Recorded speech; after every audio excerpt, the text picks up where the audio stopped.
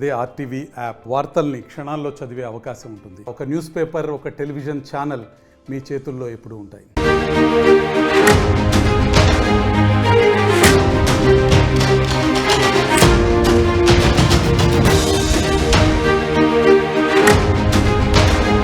Breaking news.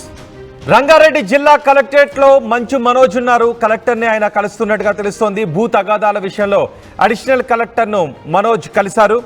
అయితే ఇది ఆస్తి తగాదా కాదు అని మనోజ్ చెప్తున్నారు. ఇది ఆస్తి తగాదా అంటున్నారు. ఆస్తుల విషయంలో మంచు మనోజ్, మోహన్ బాబు, విష్ణు మధ్య తగాదాలు చోటు చేసుకున్నాయంటూ సోషల్ మీడియాలో వార్తలు వస్తున్నాయి. కానీ ఇది ఆస్తి తగాదా కాదు అని మనోజ్ అంటున్నారు. మా అన్న వల్లే గొడవలు వస్తున్నాయని మనోజ్ చెప్తున్నారు. విష్ణు వల్లే కుటుంబ గొడవలు వస్తున్నాయని మనోజ్ చెబుతున్నారు. జల్పల్లో తన పాప ఇంట్లో ఉందని చెప్పినా కూడా తనని లోపలికి రానివ్వకపోవడంతోనే గొడవలు జరుగుతున్నాయని మంచు మనోజ్ చెప్తూ ఉన్నారు.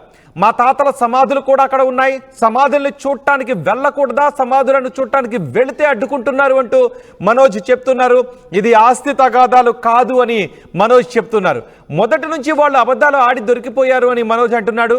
కుటుంబ సభ్యులు అందరం కలిసి కూర్చుని మాట్లాడుకుందాం రమ్మని ఎన్నిసార్లు చెప్పినా ఎవరూ రావడం లేదు అని మనోజ్ చెప్తున్నారు. ఈరోజు ట్వీట్ కూడా చేశాడు మనోజ్.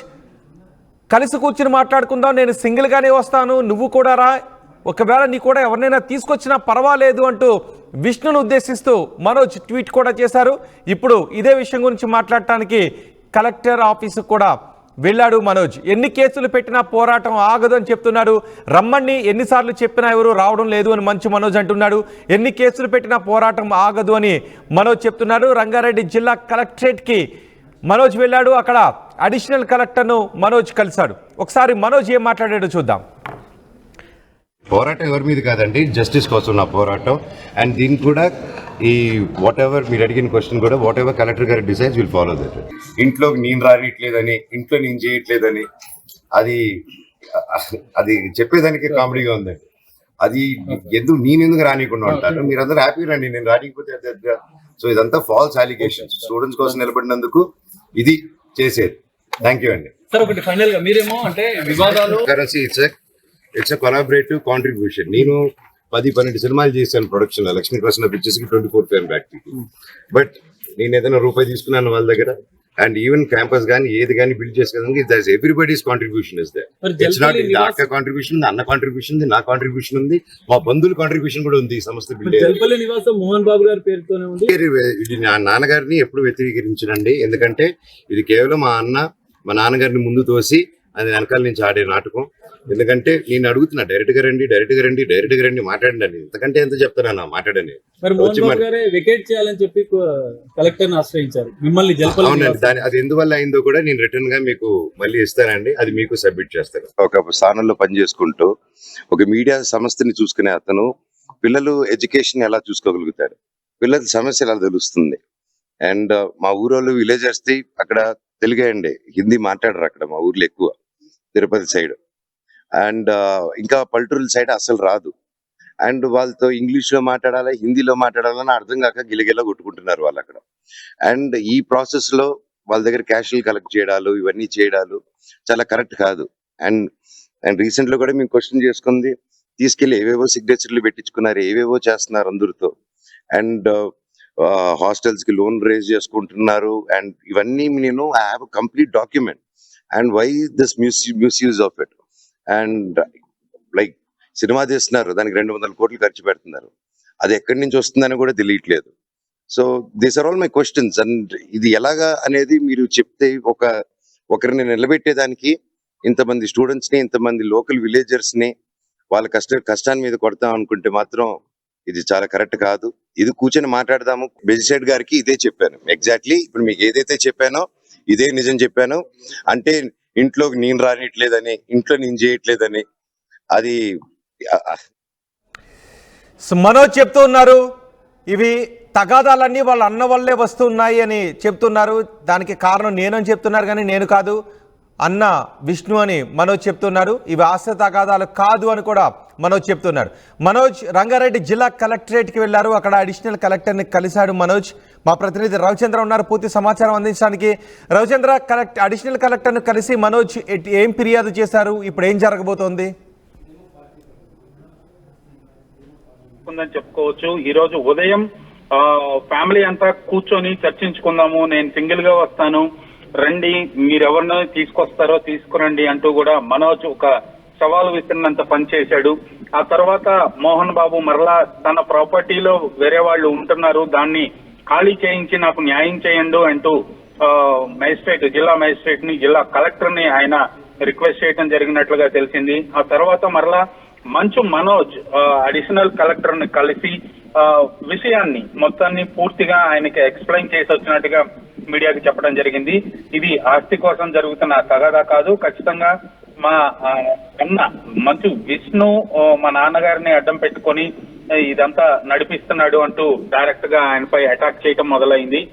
ఇప్పుడైతే మంచు ఫ్యామిలీకి సంబంధించి ఒక విద్యా సంస్థలు అయితే ఉన్నాయి. శ్రీ విద్యానికేతన్ తిరుపతిలో మోహన్ బాబు యూనివర్సిటీగా ఇప్పుడు యూనివర్సిటీ కూడా తయారైపోయింది. ఆ యూనివర్సిటీ బాధ్యతలన్నీ కూడా మంచు విష్ణు చూసుకుంటూ అక్కడ ఫైనాన్షియల్ గా కొంత మిస్యూజ్ అవుతోంది, కరప్షన్ జరుగుతోంది అనేది మనోజ్ వైపు నుంచి వస్తున్న ప్రధానమైన ఆరోపణ. ఆ ఆరోపణకి సంబంధించి కలిసి కూర్చొని చర్చిద్దాము, ఇప్పుడు విలేజర్స్ దగ్గర కానీ అలాగే స్టూడెంట్స్ దగ్గర కానీ మనం బ్యాడ్ అవుతున్నాము, వాళ్ళకి న్యాయం చేయాలి అంటూ మనోజ్ అయితే పదే పదే చెప్తున్నప్పటికి కూడా ఆ విషయంలోనే మంచు విష్ణుకి అలాగే మంచు మనోజ్ కి కూడా మనస్పర్ధలో వచ్చినట్టుగా తెలుస్తోంది. మంచు విష్ణు, మోహన్ బాబు ఒక మాట మీదే ఉన్నారు. ఇప్పుడు వాళ్ళ ఇద్దరు కూడా మనోజ్ ఏదైతే చెప్తున్నాడో దాన్ని వ్యతిరేకిస్తున్నారు. మనోజ్ కు వ్యతిరేకంగా కోర్టు నుంచి ఆర్డర్స్ తీసుకొస్తున్నారు, అలాగే కొన్ని ఆంక్షలు వచ్చే విధంగా చేస్తున్నారు. మన యూనివర్సిటీ రవిచంద్ర, నిజానికి వాళ్ళంతా కలిసి కూర్చుని మాట్లాడుకుని సమస్యను పరిష్కరించుకునే అవకాశాలు ఇప్పుడు ఉన్నాయా?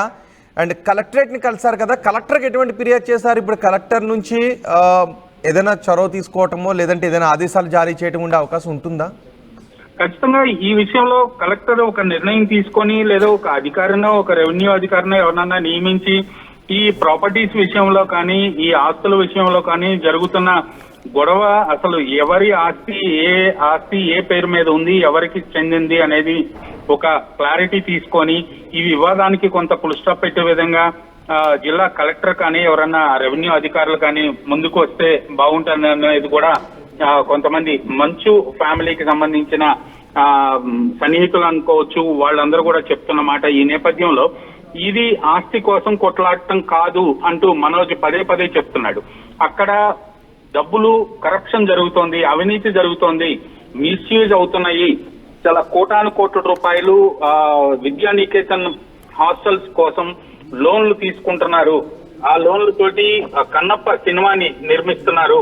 ఆ సినిమా ఒకవేళ రన్ అవ్వలేదు అంటే ఆ డబ్బులు, ఆ నష్టాన్ని ఎవరు భరించాలి, ఎలా భరించాలి అనేది కూడా ఇప్పుడు మంచు మనోజ్ వైపు నుంచి వస్తున్న ప్రశ్న. ఈ నేపథ్యంలో ఎవరన్నా ఖచ్చితంగా ఒక ప్రభుత్వం వైపు నుంచో ఒక న్యాయ వ్యవస్థ నుంచో ఎవరైనా ఇంటర్ఫీర్ అయ్యి దీనికి ఒక ముగింపు పలకాల్సిన అవసరం అయితే ఉంది. ఇది విద్యానికేతన్ల విషయంలోనే ప్రధానంగా అన్నదమ్ముల ఇద్దరి మధ్య కూడా జరుగుతున్న గొడవగా అర్థమవుతుంది. రైట్. అదే సమయంలో వాళ్ళ పూర్వీకుల సమాధులు ఉన్నాయి, వాటిని చూడటానికి వెళ్ళనివ్వడం లేదు అని అంటూ ఉన్నారు. ఇప్పుడే వాటిని చూడటానికి ఎందుకు వెళ్ళాలని అనుకున్నారు? నిజంగా అక్కడే గొడవ జరుగుతుందా? సంక్రాంతి సందర్భంగా మనోజ్ హైదరాబాద్ నుంచి చిత్తూరు జిల్లాకు వెళ్ళడం జరిగింది. అక్కడ జరుగుతున్న జల్లికట్టు పోటీల్ని తిలకించడం కోసం, అలాగే చిత్తూరు జిల్లాలో తిరుపతి దగ్గర ఉన్న విద్యానికేతన్ సంస్థల ప్రాంగణంలో ఉన్న సమాధుల దగ్గరికి వెళ్లి వాళ్ళ పూర్వీకులు పెద్దలు తాత నానమ్మని నమస్కరించుకోవటం కోసం వెళ్ళినట్లుగా మనోజ్ చెప్తున్నాడు. జనరల్ గా తెలుగు వారి సాంప్రదాయం ఇలా చనిపోయిన వాళ్ళని పెద్దల్ని స్మరించుకోవడం అనేది సంక్రాంతికి జరుగుతుంటుంది కాబట్టి మనోజ్ ఆ నేపథ్యంలోనే వెళ్ళాడు అనేది మనోజ్ వైపు నుంచి వస్తున్నప్పటికీ కూడా కావాలని గొడవను రెచ్చగొట్టడానికే మనోజ్ వస్తున్నాడు అనేది విష్ణు వర్గీయుల నుంచి వస్తున్నమాట.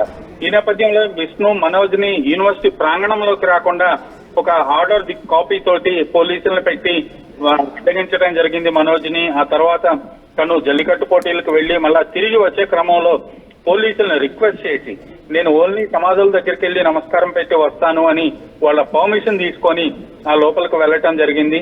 సో అక్కడ కొంత గొడవ అయితే జరగటం జరిగింది.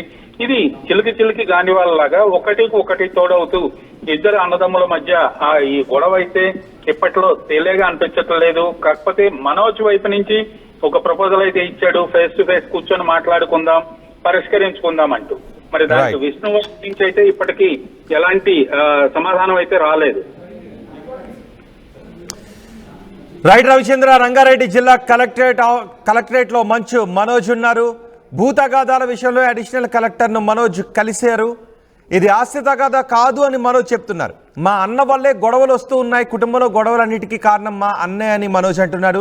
జల్పల్లో తన పాప ఇంట్లో ఉందని చెప్పినా నన్ను లోపలికి రానివ్వకపోవడంతోనే గొడవలు జరిగాయని మనోజ్ అంటున్నారు. మా తాతల సమాధులను చూడటానికి వెళితే అడ్డుకుంటున్నారు, పూర్వీకుల సమాధులు చూడటానికి వెళ్ళనివ్వరా అని మనోజ్ అంటున్నాడు.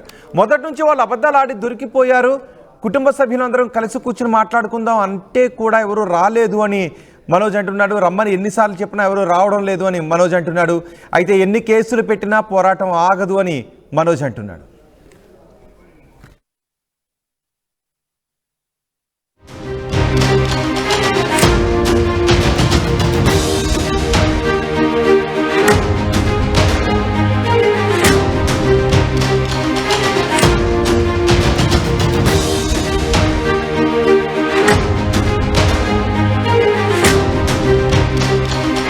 మరిన్ని వీడియోస్ కోసం ఛానల్ ని సబ్స్క్రైబ్ చేయండి. లేటెస్ట్ అప్డేట్స్ కోసం వాట్సాప్ ఛానల్ ని ఫాలో చేయండి.